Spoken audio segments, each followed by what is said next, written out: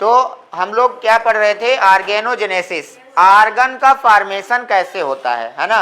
उसमें हमने आपको बताया था कि ऑर्गन फॉर्मेशन के लिए 9 मंथ का समय लगता है और वो 9 मंथ की ड्यूरेशन को हम लोग कहते हैं, बोलो क्या कहते हैं, गैस्ट्रेशन। और 9 मंथ के इस गैस्ट्रेशन को हम लोग टर्मिस्टर में डिवाइड करते हैं। काहे में डिवाइड करते हैं, टर्मिस्टर।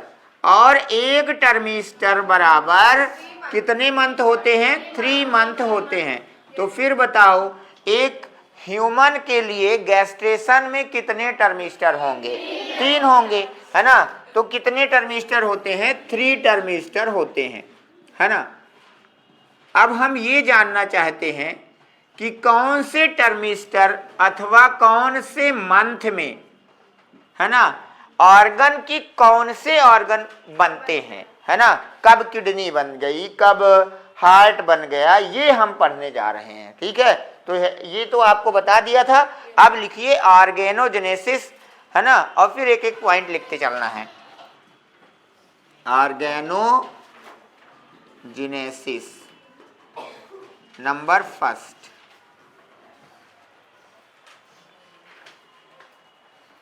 सबसे पहले क्या बनता है,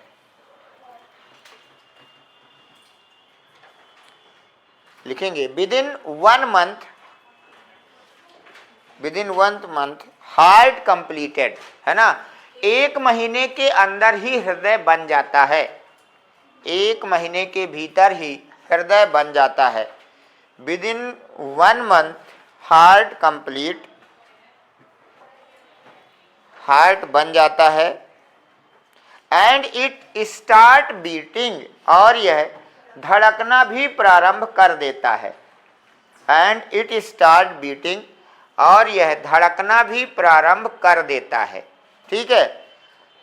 तो सबसे पहले बॉडी की सेल्स इकट्ठा हुई, है ना, और वो क्या बनाई, हार्ट बनाती हैं। और हार्ट में एक स्ट्रक्चर होता है ऐसे नोड, है ना, उसका फॉर्मेशन करती हैं और वो वहां से बीट बनाना चालू कर देता है। तो हार्ट पहले ही महीने में बन जाता है और प्लस धड़कना भी स्टार्ट कर देता है, ठीक है। अगला पॉइंट लिखेंगे, अगला,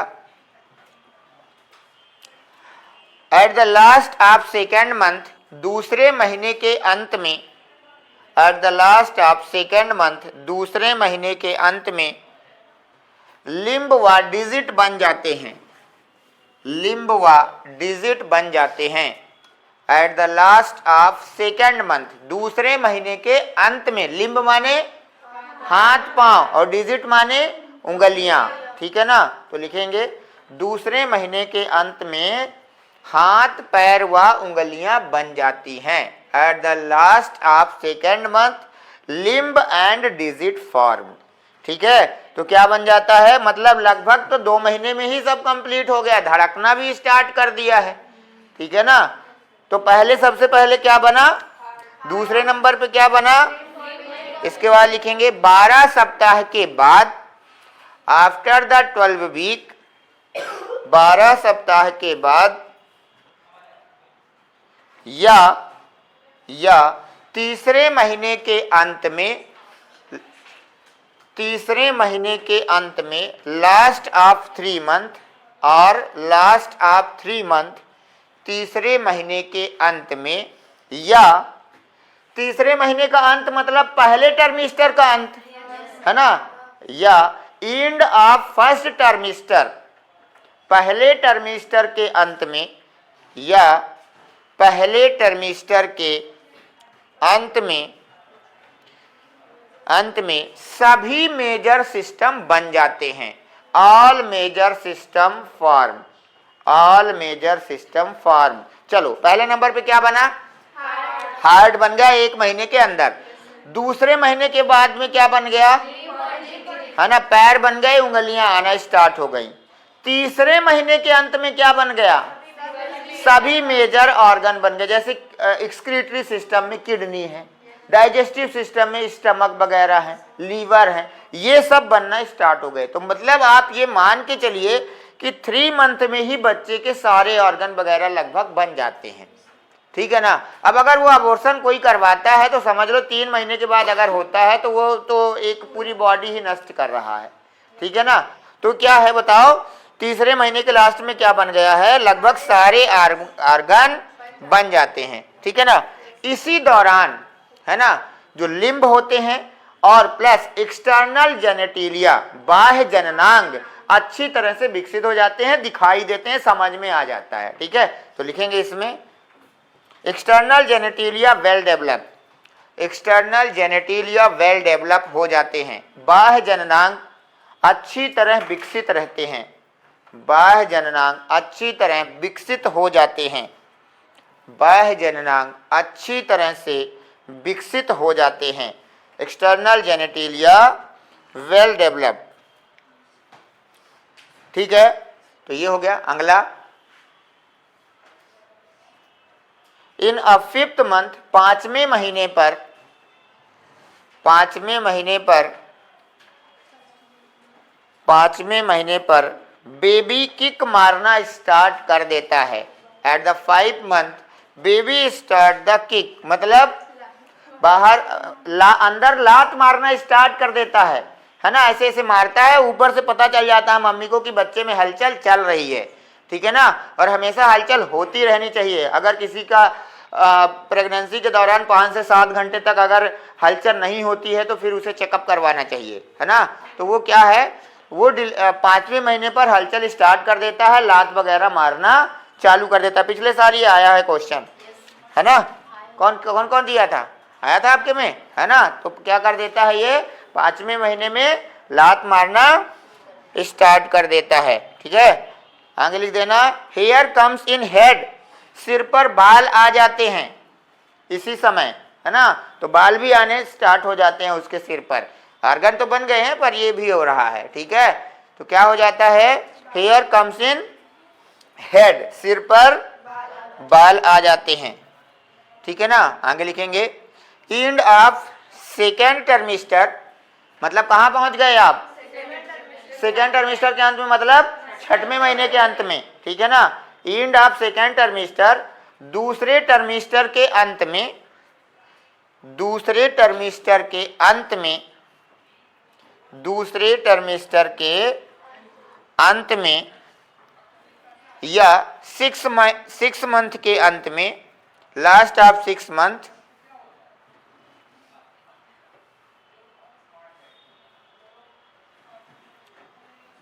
body cover with hair, body hair से कवर हो जाती है, पूरी बॉडी में क्या हो जाते हैं, छोटे छोटे बाल आ जाते हैं, ठीक है ना। Body cover with hair, body hair से क्या हो जाती है, कवर हो जाती है। आईलिड कंप्लीटली डेवलप, आईलिड पूरी तरह से विकसित हो जाती हैं, है ना। देखो, आईलिड कंप्लीटली डेवलप, आईलिड पूरी तरह से विकसित हो जाती हैं, क्या हो जाती है, विकसित हो जाती हैं। And the end of 9 month, और 9 मंथ के अंत में, 9 मंथ के अंत में बेबी पूरी तरह से कंप्लीट हो जाता है। And the end of 9 month baby complete develop, है ना। And it ready for the delivery, और यह प्रसव के लिए तैयार रहता है, और यह प्रसव के लिए तैयार है, ठीक है। तो इस प्रकार से आपको पता है, मैंने आपको कुछ टाइम ड्यूरेशन बताया कि इस दौरान क्या होता है, बोलो, कंप्लीट करता है, ठीक है। चलिए अब डिलीवरी करवा देते हैं। चलिए हेडिंग डालिए, पार्चुरेशन।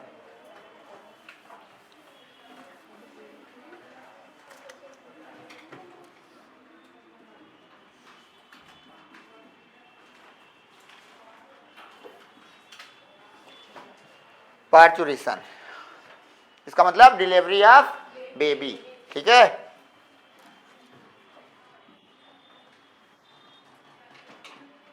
प्रसव क्या कहते हैं, हाँ। सबसे पहले जैसे ही वो 9 मंथ का कंप्लीट करता है तो क्या करता है बताओ, स्ट्रेस देना स्टार्ट करता है। स्ट्रेस मतलब तनाव देता है, खिंचाव देता है, ठीक है ना। तो लिखेंगे सबसे पहले complete develop baby give the stress. Stress कहाँ जाता है? ये स्ट्रेस प्लेसेंटा में जाता है। कहाँ जाता है? प्लेसेंटा में जाता है। जैसे ही वो स्ट्रेस देता है, एक तनाव देता है, एक टेंशन देता है, तो वो टेंशन किसके पास कौन खींचता है उस टेंशन से? प्लेसेंटा खींचता है। तो इस साल का क्वेश्चन आया था कि डिलीवरी की स्टार्टिंग कहाँ से होती है, प्लेसेंटा से या फीटस से? तो both placenta and foetus give the stress. क्या हो जाएगा बोलो? इस साल का क्वेश्चन है ये, ठीक है, था ना। Both foetus and placenta give the stress. Stress देते हैं दोनों। सबसे पहले ये स्ट्रेस प्लेसेंटा के पास पहुंचता है तो अभी दर्द वगैरह स्टार्ट नहीं होता है, जिसे लेबर पेन कहते हैं। लेबर पेन अभी नहीं हो रहा है, अभी स्ट्रेस दे रहा है। ये स्ट्रेस किसके पास पहुंचा है? प्लेसेंटा के पास। और प्लेसेंटा एक ऐसा हार्मोन्स निकालता है जिससे उस बच्चे के लंग्स प्रिपेयर हो सके।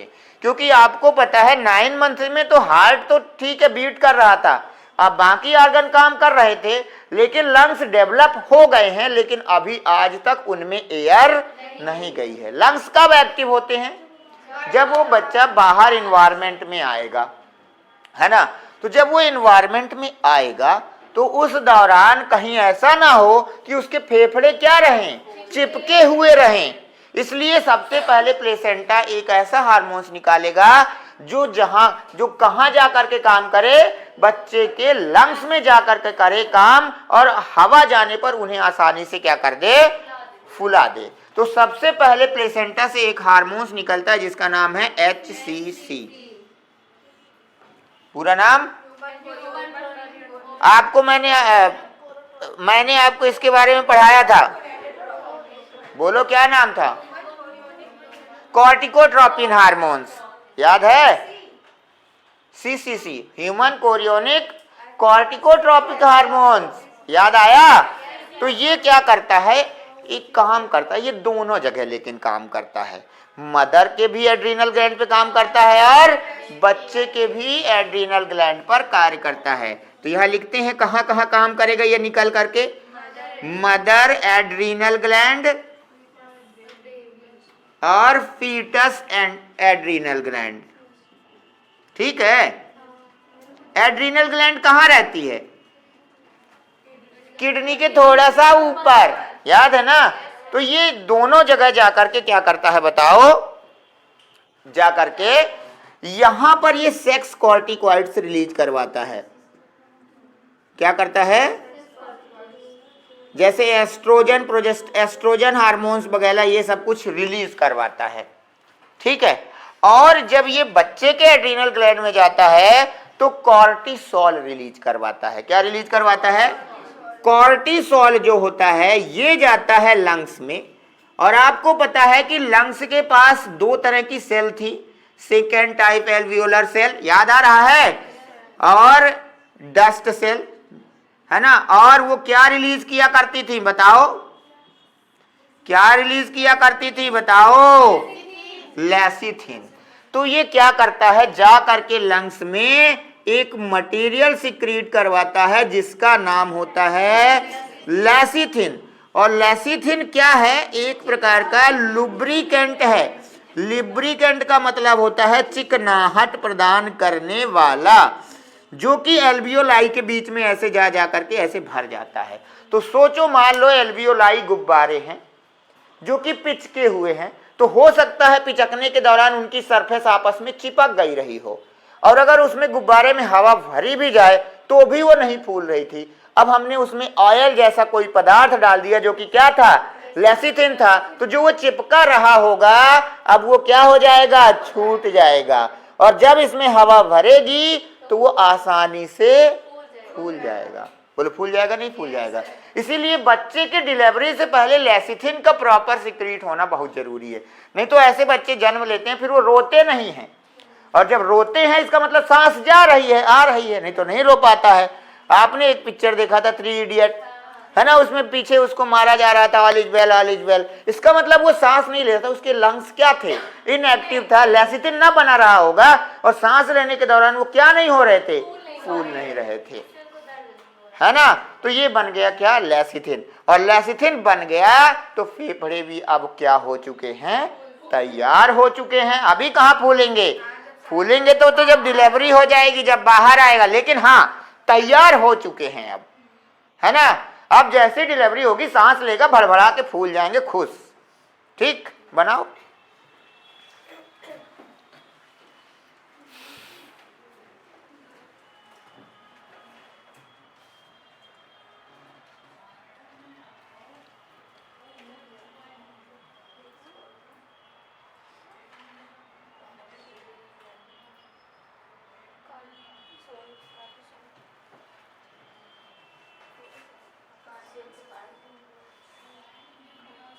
कॉर्टिकॉइड्स, ये कॉर्टिकॉइड्स, ये कॉर्टिसोल।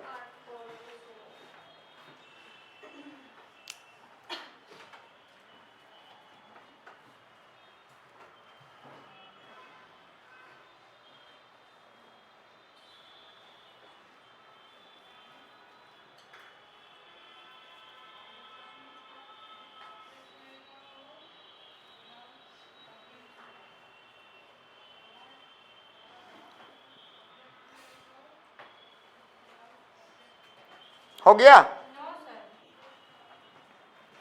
अब क्या होगा, एस्ट्रोजन का लेवल बढ़ेगा, क्योंकि ये भी तो रिलीज हो रहा है, तो इसका लेवल क्या होगा, बढ़ेगा, जिससे प्लेसेंटा और फीटस में मूवमेंट स्टार्ट हो जाएगा। क्या हो जाएगा, मूवमेंट, मतलब ऐसे ऐसे होने लगेगा, मसल कॉन्ट्रैक्शन स्टार्ट हो जाएगा, जिससे बच्चे में क्या हो जाएगा, बच्चे का भी मूवमेंट क्या होगा, स्टार्ट होगा। लेबर पेन स्टार्ट करवाएंगे अब, ठीक है, क्योंकि लंग्स क्या हो चुके हैं, रेडी हो चुके हैं, तैयार हैं। हाँ रुका हूं मैं, बाकी अभी नहीं, अब नहीं जाऊंगा।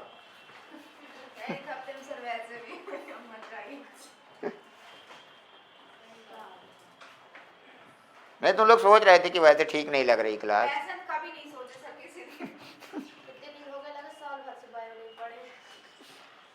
सही है, अब मिटाएं, एक्स लिखवा चुका हूं एक बार, ठीक है, ह्यूमन कोरियोनिक कॉर्टिकोट्रोपिन हार्मोन।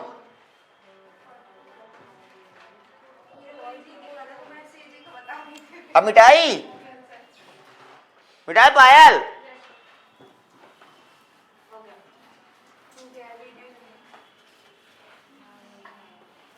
चलो अब देखो क्या होगा, एस्ट्रोजन का लेवल क्या होगा, लेवल ऑफ एस्ट्रोजन बोलो इंक्रीज होगा, क्योंकि HCC जो निकला है वो उधर भी तो काम कर रहा है, मदर के एड्रीनल ग्लैंड पे, तो वो उसे निकलवा रहा है, किसे निकलवा रहा है, जिससे क्या हो जाएगा, बोथ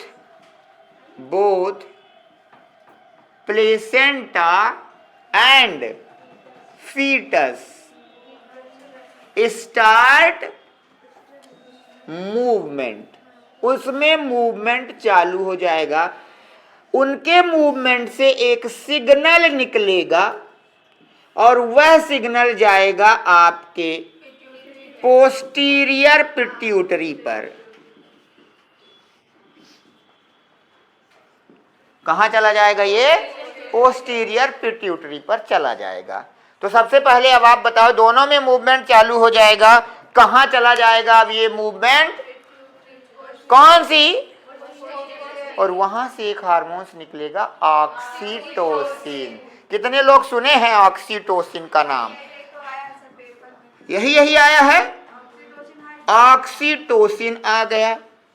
अब आपको मैं ये भी बताया था कि ऑक्सीटोसिन हार्मोन्स मसल कॉन्ट्रैक्शन करता है काम, अतः ये जाएगा अब मदर के यूट्रस में, है ना, इसके रिसेप्टर यूट्रस में लगे हैं, ये नहीं जाता है ना, ये सिग्नल भेजेगा। और वो सिग्नल कहाँ लगे हुए हैं बताओ? यूट्रस में 3 मेम्ब्रेन थी और उनमें से एक थी मायोमेट्रियम, मसल वाली, याद करो क्या नाम था उसका?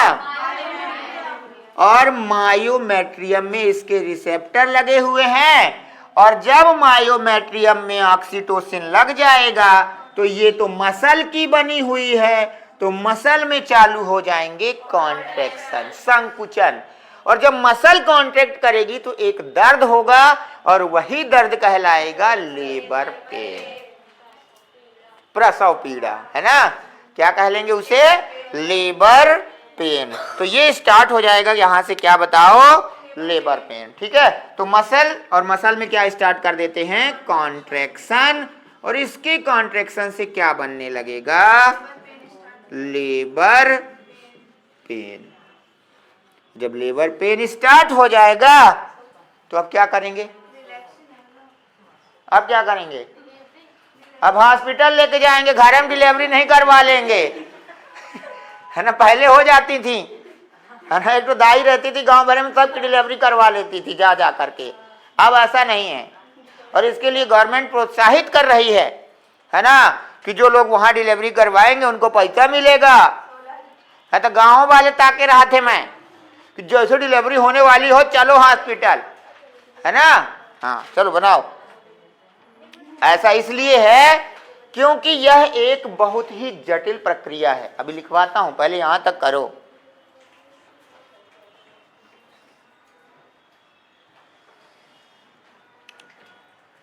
तो ऑक्सीटोसिन निकल गया, लेबर पेन स्टार्ट हो गया, and baby ready to comes in environment, है ना। अब ये बाहर के एनवायरमेंट में आने के लिए क्या हो चुका है? तैयार हो चुका है।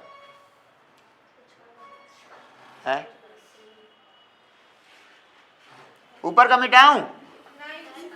इतना बस।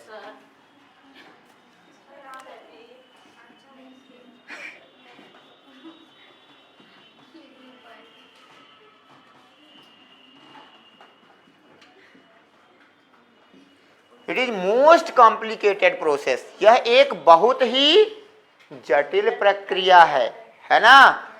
2 सिस्टम इन्वॉल्व होते हैं, है ना। 2 system work in this process. 2 system work in this process. बोलो कौन कौन से? पहला नर्वस सिस्टम और दूसरा एंडोक्राइन सिस्टम। नर्वस सिस्टम और एंडोक्राइन सिस्टम। एंडोक्राइन क्या है? हार्मोन वाले।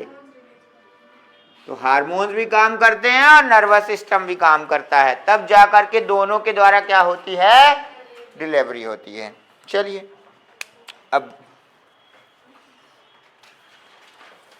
लेबर पेन स्टार्ट हो गया, अब हॉस्पिटल ले जाने के लिए पर्याप्त समय आएगा। अब देखते हैं डिलीवरी के फेज, कितने फेज में डिलीवरी होती है? तो डिलीवरी 3 फेज में होती है। दूसरे फेज में बेबी बाहर आ जाता है, तीसरे फेज में प्लेसेंटा बाहर आता है। कौन बाहर आता है? चलो हाँ लिख लिया।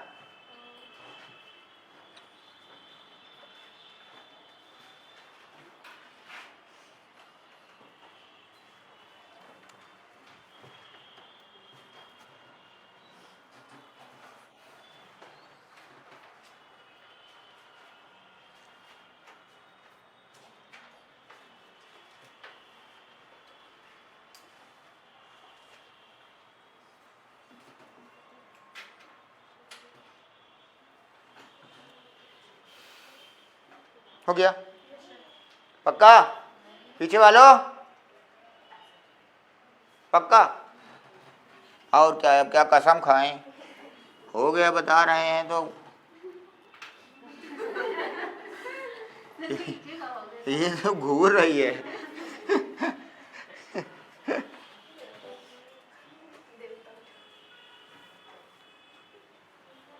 चलो लिखिए फेज ऑफ डिलीवरी। डिलीवरी के फेजेस।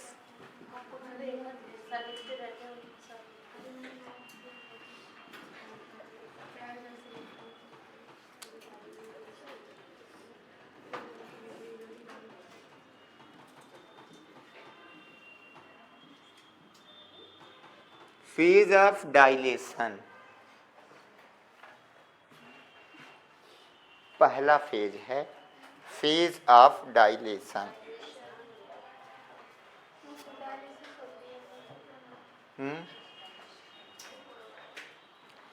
ठीक है, ये पहली फेज है। पूछेगा पहली फेज का क्या नाम है डिलीवरी में, है ना, तो लिखेंगे it is the first phase.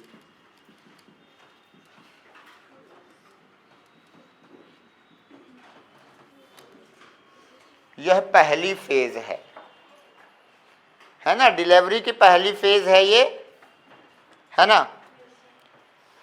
क्या होता है इस दौरान, ऑक्सीटोसिन लगातार बढ़ता जाता है, मतलब उधर से स्टार्ट हुआ था और जैसे जैसे ऑक्सीटोसिन का लेवल बढ़ता जाएगा वैसे वैसे कॉन्ट्रैक्शन बढ़ेगा, और कॉन्ट्रैक्शन बढ़ेगा तो दर्द बढ़ेगा, है ना। तो लिखेंगे ड्यूरिंग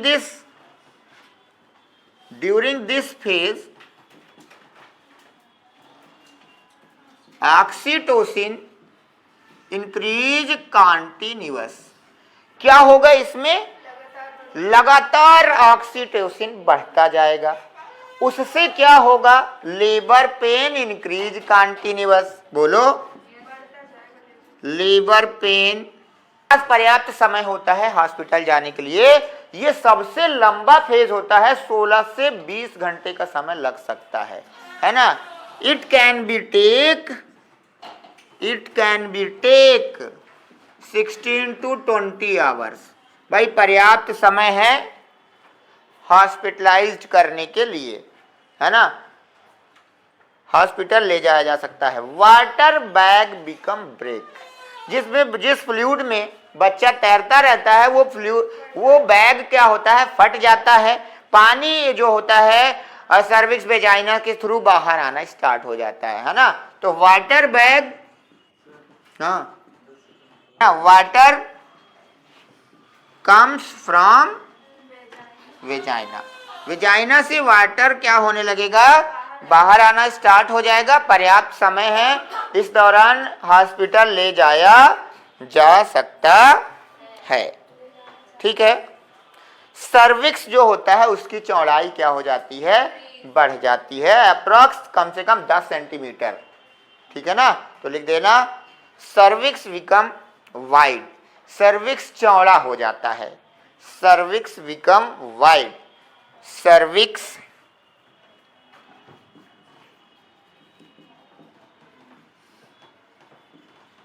चौड़ा हो जाता है। ठीक है, तो ये हो गया, है ना। रिलैक्सिन हार्मोन्स करने लगता है, याद है रिलैक्सिन? तो रिलैक्सिन वर्क कहां से निकला था, प्लेसेंटा से, तो रिलैक्सिन यहां पर आकर के काम करना स्टार्ट कर देता है। ठीक है, तो ये हो गया पहली फेज है ये। ठीक है, इस फेज में क्या होता है, ऑक्सीटोसिन का लेवल लगातार बढ़ता है, लेबर पेन बढ़ता जाता है। कितना मैक्सिमम समय हो सकता है, 16 से 20 घंटा, कम भी हो सकता है, ज़्यादा भी। ये एक ऐसी प्रक्रिया है जिसमें हम बिल्कुल भी कोई भी व्यक्ति श्योर नहीं हो सकता है कि ऐसा ही होगा, हम इसकी डिलीवरी रोक लेते हैं, आज बहुत बरकार दिन है, आज के दिन डिलीवरी ना हो, अगले दिन हो जाए। दो चीज़ें कभी नहीं रुक सकती हैं, एक आना एक और जाना, है ना। आना भी है तो आएगा, जाना है तो नहीं, तो फिर सब बोल देंगे अरे अब हम ना मर, अब रुक जाए 2-4 दिन एक है ना, तो ये भी है। ठीक है, चलिए अगला लिखेंगे, दूसरी फेज, फेज ऑफ एक्सपल्सन।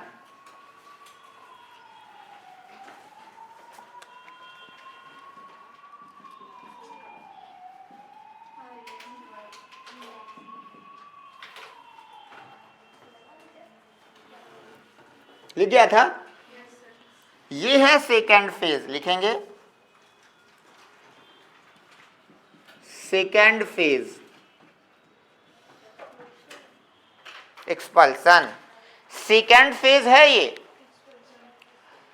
इस फेज में क्या है, ज्यादा समय नहीं लगता है, 20 से 30 मिनट का समय लगता है, 20 to 30 मिनट, 20 से 30 मिनट का समय लगता है।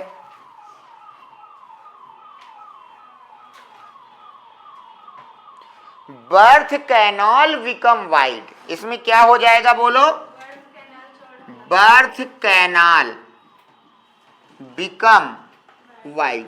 ये भी क्वेश्चन आया था, बर्थ कैनाल क्या है? तो हम कहेंगे सर्विक्स प्लस वेजाइना दोनों को मिला करके क्या कहा जाता है? हेड। First comes head. अगर किसी भी बच्चे में उसके फीट पहले हैं, ये घूमा हुआ है, तो उसे ब्रीच पोजीशन कहा जाता है। क्या कहा जाता है?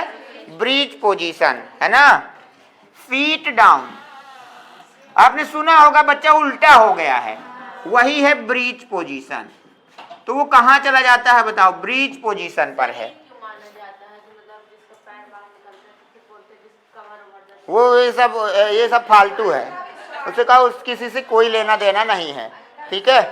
तो ये क्या है? वो सब अंधविश्वास है, ठीक है। क्या है ये? ब्रीच पोजीशन है। तो ब्रीच पोजीशन हमने सुना है कि क्या हो जाता है? उल्टा हो जाता है, ये है वो है, ठीक है ना। इसमें क्या होगा?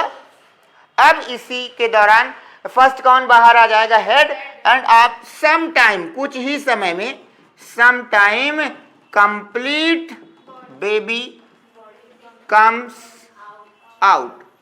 पूरा क्या हो जाएगा? बच्चा बाहर आ जाएगा, एनवायरमेंट में आ जाएगा। उसी के साथ कौन बाहर आ जाएगी? अम्बिलिकल कार्ड लगी हुई थी, तो वो भी आ जाएगी, है ना। कौन आ जाएगी बाहर? अम्बिलिकल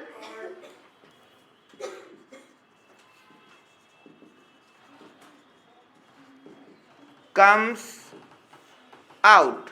क्या करेंगे? अम्बिलिकल कार्ड को काट देंगे, गठान लगा के पैक कर देंगे, ठीक है। इसके बाद आएगी तीसरी फेज। कौन सी फेज आएगी बोलो? तीसरी फेज।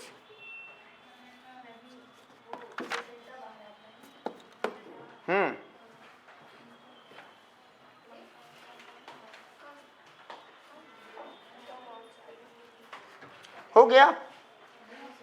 तो ये क्या हुआ? अम्बिलिकल कार्ड बाहर आ गई, काट के निकाल दिए। बेबी की डिलीवरी तो हो गई, पर अभी भी मम्मी में अभी प्लेसेंटा छूटा हुआ है, उसको भी बाहर आना है, ठीक है। चलो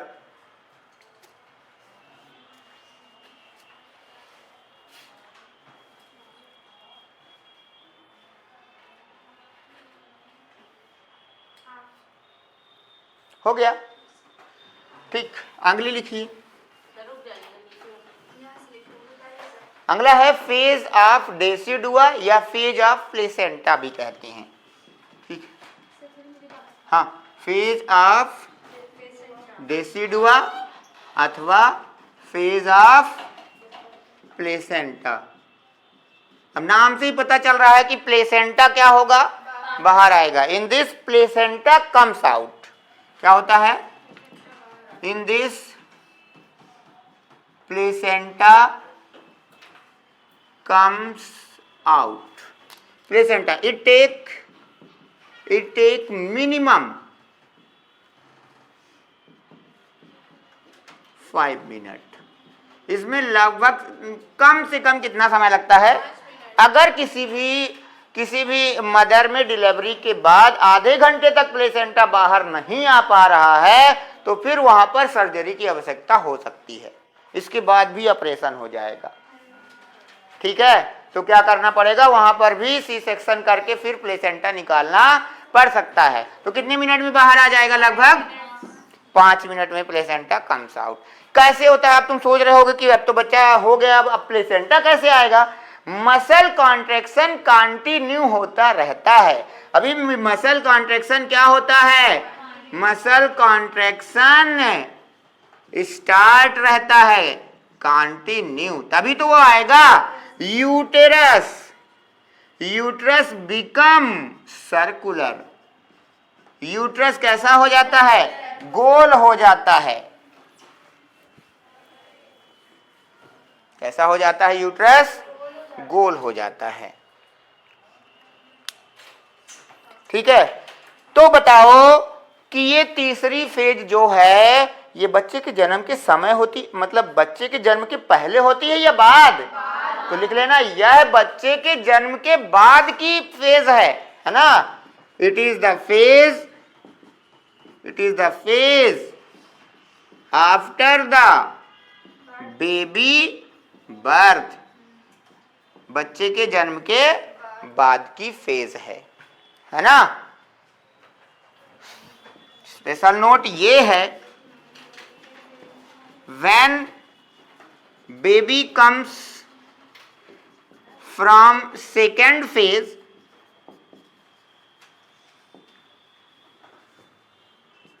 then note time and date. जिस समय बेबी सेकेंड फेज के दौरान बाहर आया था, उस समय उसकी क्या लिख देते हैं, डेट और टाइम नोट कर लेते हैं। व्हाट इज, जैसे अभी डेट क्या है आज 22/11, टाइम 12:18, और यही बच्चे का सर्टिफिकेट में लिखा रहेगा कि इतने बजे, है ना।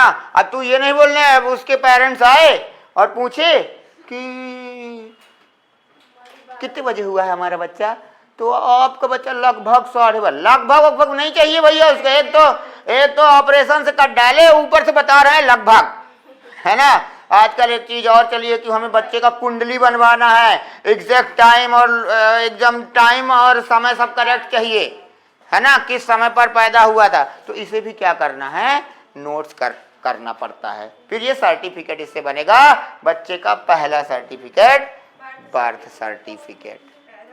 ठीक है। तीसरा पॉइंट कंटिन्यू, वो तो कंटिन्यू रहता है, तभी तो अब प्लेसेंटा बाहर आएगा। अब ये हो गया, अब क्या करेंगे, प्लेसेंटा भी बाहर आ गया, अब मम्मी के लैप में बेबी को दे देंगे, है ना। ठीक, हाँ रुक गया।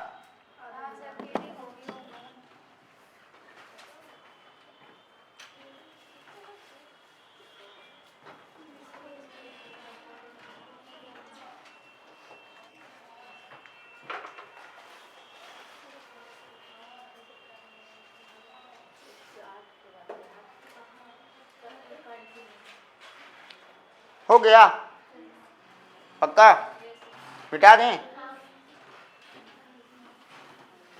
चलिए अब क्या कर देंगे, now baby on the lap of mother.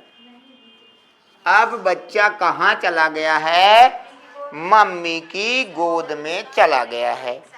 For the lactation, क्या कहते हैं इसे, फॉर द लैक्टेशन। अब हम उसे लैक्टेशन कराएंगे, दूध पिलाएंगे।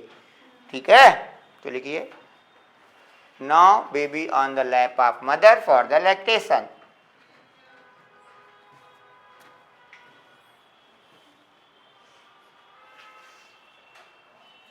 क्या करता है बेबी,